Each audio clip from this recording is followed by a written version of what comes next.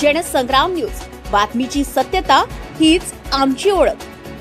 MAH-CET मध्ये Tanaya computer लॅबचा दलिंदर कारभार, विद्यार्थ्यांच्या भवितव्याची निर्लज्ज चिरफाड। राज्यातील महत्त्वाच्या MAH-CET परीक्षेत संतापजनक गोंधळ उडाला असून वर्धेतील तनया कॉम्प्युटर लॅब या केंद्रावर विद्यार्थ्यांच्या भविष्याशी उघडखेड करण्यात आल्याचा आरोप होत आहे। परीक्षा सुरू होताच संगणक बंद पडणे, सिस्टीम हँग होणे आणि नेटवर्क कोसळणे यामुळे संपूर्ण परीक्षा प्रक्रिया ठप्प झाली आहे। परीक्षा केंद्र हा वेगळी संस्था आहे। परीक्षा केंद्र ज्या वरच्या अधिकाऱ्यांनी निवडली त्यांनी निवडलेली आहे। त्यानंतर तिथलं कम्प्युटर कसं चालू आहे, काय आहे, एक तर त्या परीक्षा केंद्रवाल्यांनी सगळी पूर्वतयारी करायला पाहिजे होती, तर ती नाही आहे। जवळपास मी आता मोजलो तर जवळपास 24 ते 25 हे आहेत। आणि त्यानंतर हे बाकीचे जे नेमले आहेत दुरुस्ती करणारे किंवा पाहणारे हे परीक्षा केंद्राकडूनच आहे। त्यानंतर तपासणी करणारे 3 जो बायोमेट्रिक केले तो वेगळा आहे, ते त्यालाही आम्ही नाही ओळखत किंवा एकमेकाला नाही। आता प्रत्येक हे वेगळं आहे। त्यानंतर आता हा जो आहे किती कम्प्युटर बंद आणि कोणत्या रोल नंबरचे परीक्षा देऊ शकलेले नाही याचा रिपोर्ट आम्ही त्यांच्याकडून विद्यार्थी जे आहे ते लिहून देतील।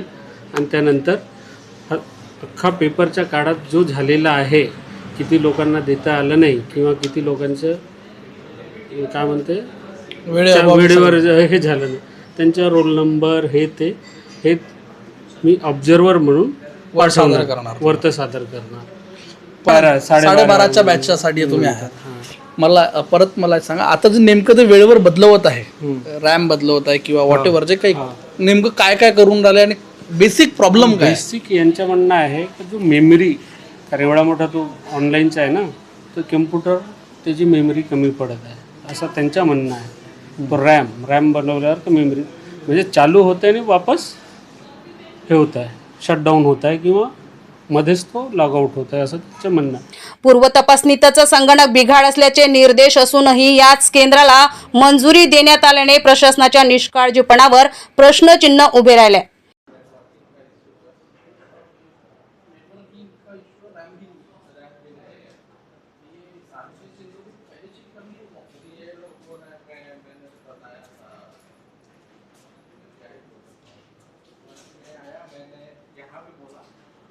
मेरे ऊपर जो थे उन्हें भी बोला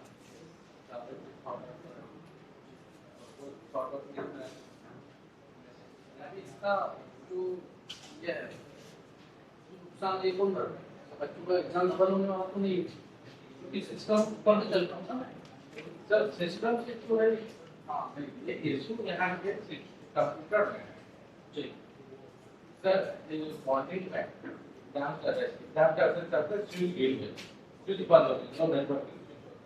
वो तो मैं नहीं प्रोवाइड करता हूँ, वो तो लाइव की नेटवर्किंग प्रोवाइड नहीं करता। मेरा काम है एग्जाम कराना, वक्त से आया है मैं एग्जाम कराना।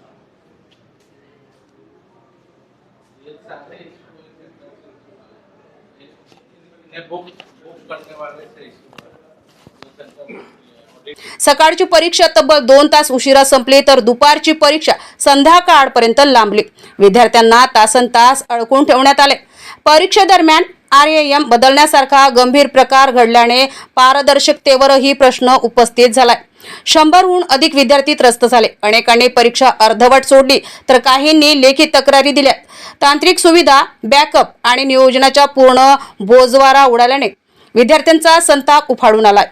आता ही परीक्षा रद्द करून पुनर्परीक्षा घ्यावी आणि जबाबदारांवर कडक कारवाई करत परीक्षा केंद्राला ब्लॅकलिस्टेड करण्याची अशी जोरदार मागणी होत आहे। पलाश उमाटे, जनसंग्राम न्यूज, वर्धा।